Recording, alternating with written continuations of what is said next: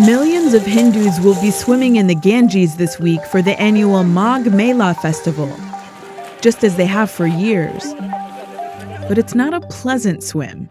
The Ganges is one of the world's most polluted rivers. That isn't just a problem for swimmers.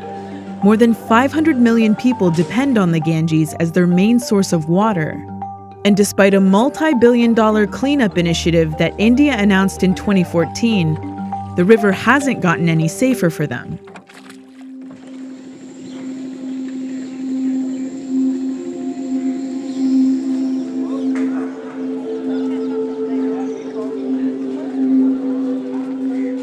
We have come to see the beautiful Ganggaa here, to experience its warmth that is giving it to us.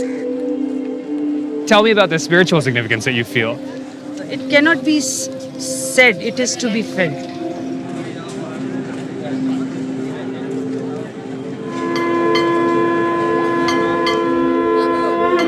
For India's nearly 1 billion Hindus, who believe that if a body is burned and returned to the river at Varanasi, it can escape reincarnation.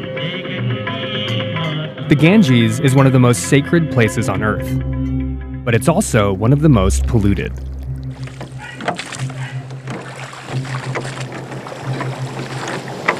Oh, dear Jesus. You can smell it.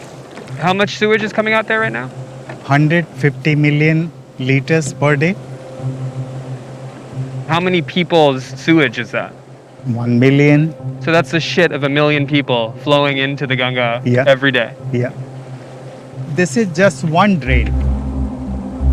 Environmental scientist Rakesh Jaiswal has been campaigning for a cleaner Ganges for 25 years. Today, Ganga is more polluted than it was 30 years ago. And last 24 years, I have seen the situation worsening only. No improvement at all. In total, drains along the Ganges empty 1 billion gallons of raw sewage and industrial waste into the river every day. Decomposing bodies make their way into the water from riverside crematoriums.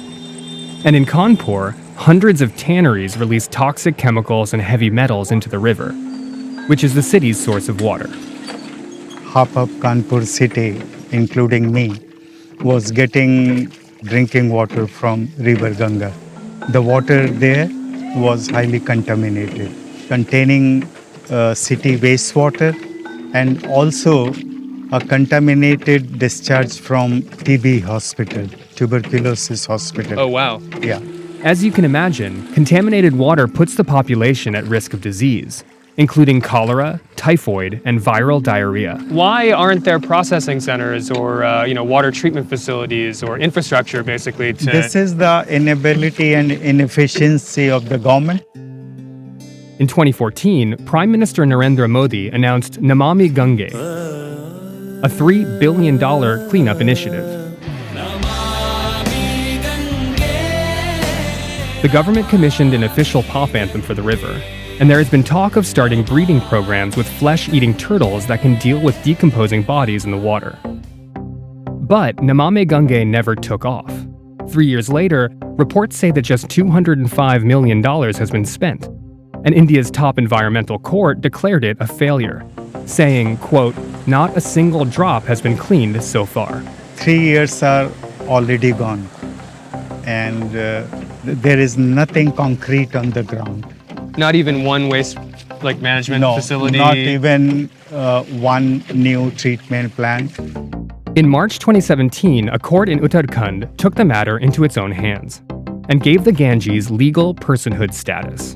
What does giving a river the status of personhood do for the river? Theoretically, what it can do is just like a legal entity can sue somebody. But there were no lawsuits. Shortly after the Ganges became a legal person, the Supreme Court intervened and stopped it. Giving a legal right or a legal status by itself will mean nothing. Shadan Farasat is a Supreme Court lawyer. He says that giving the Ganges the right to sue polluters has some logical issues, and not just because a river can't represent itself in court.